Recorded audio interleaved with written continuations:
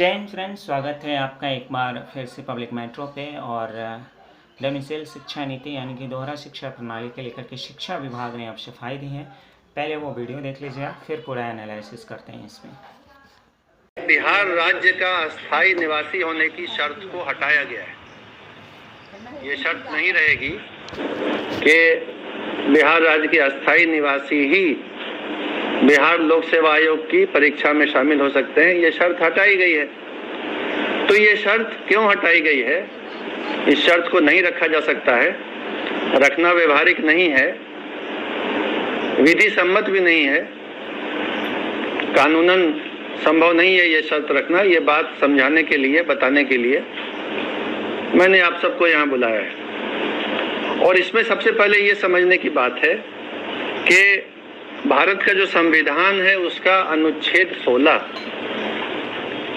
Article 16 बिल्कुल स्पष्ट है। आर्टिकल 16 का सब आर्टिकल 2, सब क्लॉज 2 वो ये कहता है, मैं पढ़ के सुना देता हूँ।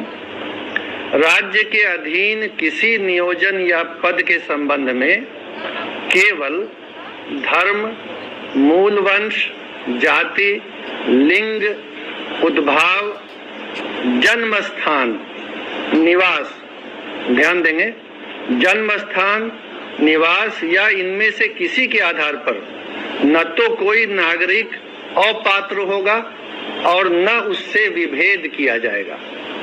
तो भारत के संविधान का अनुच्छेद 16 ये कहता है कि जन्म स्थान और निवास के आधार पर आप किसी उम्मीदवार को अपात्र नहीं कर सकते।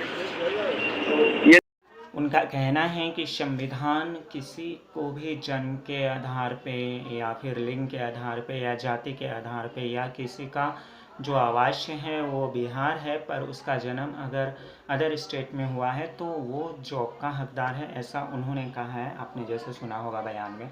सही है, मैं इसका समर्थन भी करता हूँ, बिल्कुल सही भी है। अगर कोई कहीं जन्म लेता है और अगर वो मूल बिहार का निवासी है तो उसको पूरा हक है करने का।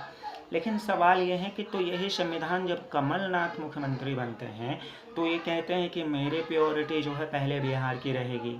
झारखंड में जब यही चीज़ बिहारियों के लिए लागू किया जाता है कि झारखंड के साथ बिहार के लोगों को भी रोज़गार मिलेगी, तो वहाँ कोई नेता खड़े हो जाते हैं कि क्यों लोगे भाई, तो क्यों देंगे हम उसको। और बाकी स्टेट में भी उनकी प्योरिटी होती है कि पहले मेरे राज्यों को लोगों को मिले। तो बिहार जो इतना पिछड़ा है, यहाँ के नोटों को क्यों इतना चोल मची हुई होती है पूरे वो करने का, एकदम राजा जो है वो बनने का। आप बिल्कुल दीजिए, आप ज़रा सोचिए। आप जो शिक्षा मंत्री का भी एक बयान मैंने देखा, उन्होंने कहा कि जहाँ 60 बच्चों को नौकरी हो रही थी वहाँ 90-100 को। तो सही है सर, आपके एवरेज के हिसाब से अगर मान लिया जाए तो उस 100 में आप 50 बिहार को लीजिएगा, 50 बिहार के बाहरी को लीजिएगा, या मान लीजिए 60 बिहार का होगा, 40 बिहार के बाहर का होगा। तब भी तो वो 40 लोग जो बाहरी हैं उसके जगह 40 बिहार के आते तो बिहार के 100 लोगों को रोज़गार मिलता, तो रोज़गारी का ग्राफ जो है बिहार का कम होता। आप ये तो देख रहे हैं कि हम पूरे देश के रोज़गार को ये कर रहे हैं। वो केंद्र का काम है, उनको करने दीजिए। को राज्य संभालने की जिम्मेदारी मिली है। एक तो 4 साल से पढ़ाई करो, CTET निकालो, BEd निकालो, अब BPSC निकालो, और अब ये कि बिहारी के साथ साथ वो सब इतने पैसे वाले बिहारी नहीं हैं। मैं शिक्षा विभाग की जो डायरेक्टर उन्होंने जो कहा मैं उसकी रिस्पेक्ट करता हूँ, होना चाहिए। तो फिर यही संविधान जब कमलनाथ मुख्यमंत्री बने थे तो उन्होंने कहा था कि मेरी प्रायोरिटी रहेगी कि पहले मध्य प्रदेश के लोगों को मिले। झारखंड में भी वो हुआ, जब हुआ तो लोग आंदोलन करने लगे, कुछ नेता लोग को प्योरिटी। हाँ, यहाँ से अगर सीट बच जाता है उसके बाद आप दीजिए, कोई प्रॉब्लम नहीं है।